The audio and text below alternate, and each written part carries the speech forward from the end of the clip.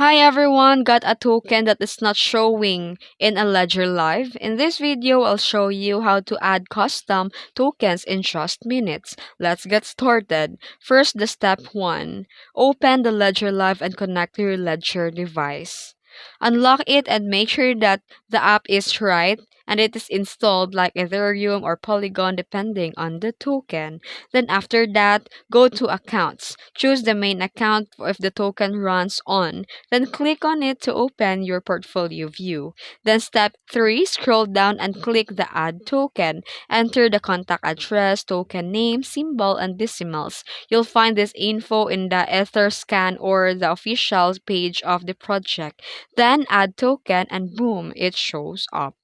Then always double check the token contact address. Using the wrong one could show a fake tokens or expose you to a scam. Use only verified sources.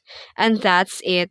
That's how you can add any custom token to a Ledger Live. If you found this video tutorial helpful, drop a like if this helped you, subscribe for more crypto tutorials, and comment below if you want to see more techniques or guide tutorials. Thanks for watching.